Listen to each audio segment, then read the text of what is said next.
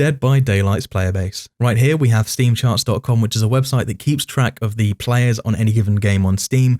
It of course does not take into account Xbox or PlayStation or any of that. And what we can see here is the graph set from 6 months to now. And here we can see a player base of 100,000 versus now 50,000.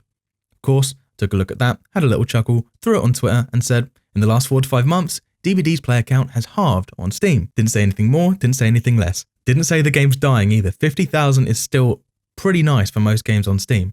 Of course, it's Twitter, everyone's gone mental, things are getting stretched and warped, and so I figured I'll take things back to reality here of this video and show you guys what these stats are saying. These stats are only for Steam, they don't keep track of everything, so this is hardly the holy grail of DBD data. But it's still interesting to look at because chances are if we're seeing a trend on one platform, we will probably see them for the other platforms since we all share a very similar experience. So the first thing people say is, okay, we've obviously had a big DLC release like Resident Evil or Stranger Things, which has given us a massive influx in players, which is fairly standard for DBD. Thing is here, if we take our graph and set it from 6 months to 1 year, we can see that we start gaining our players at about May in 2021, maybe April, May, we get a huge influx and we keep them for the best part of a year. Sure, we have a little dip there, but we regain most of them. We stay pretty strong from around April to November. We stay really strong. And then all of a sudden, just gone. And they have not came back. And in fact, look, the bottom of the line is just downwards here. So I think this is something beyond just a chapter release and then people obviously, taking a look at it and then leaving. We can see that we hold them for a good amount of time. And that is an accomplishment that I don't think that people should just brush off. Like, holding people for 6 months is really good. And although, yes, we have lost them now, something was obviously going right during this point in time. And obviously something has gone wrong for this to just jump off so quickly and stay off. So this isn't just about a chapter or anything like that.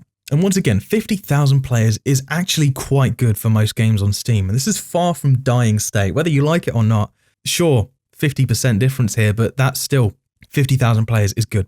Thing is, what we're seeing here in this graph, and in fact, before I go into that, let's look at the all-time graph from the day DBD was released to now.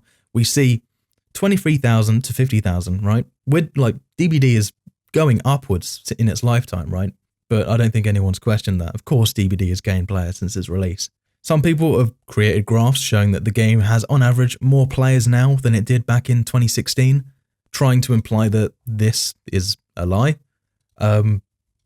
The topic of the discussion isn't have we gained players since 2016. I think it's pretty obvious we've gained players since 2016. Now, the thing is, this graph here is a peak player count.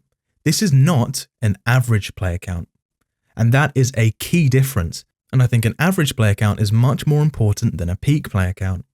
So if we scroll down here, we can see the average counts alongside the peak player counts. Unfortunately, we can't make the graph show the average counts, but we can still look here ourselves.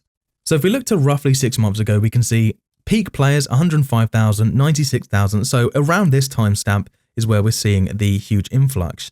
But the thing is, once again, we're holding this nice and consistently, even down to the October side of things. Of course, November is where we really start to see the decline. But the thing is, if we take a look here, we're seeing an average of 50,000 up to 60,000, and from there, it's just downhill. And in fact, if we take a look here, I think our peak really in this year was about 60,000. It's saying about 62,000, but we'll say 60,000 versus now we're at 40,000 right now. That is still about a 33% decline in players. And that is average, not peak. Now, of course, 33% isn't as bad as 50%, but still, on average here, we've lost 33% of our players on Steam. That is what we're seeing here. Is the game dying? No. Is the game, well, that's up to you to interpret. Is the game dead right now? No. Has the game grown since 2017? Yes, it fucking has. Yes, the game has in fact grown since 2017. But the thing is, we can see even in this graph, we had a really nice sweet patch here and we've lost it all and we're still seeing a downward trend. So take from this information what you want before things get torn and warped. That is the data that's being shown here. If you guys want to go and discuss as to whether or not the game's dying, then feel free to. But at the end of the day, that's the information presented. That's what I've said. The link will be in the description below, steamcharts.com. It is what it is, man. Thanks for watching, guys. Of course, Twitter's having a meltdown.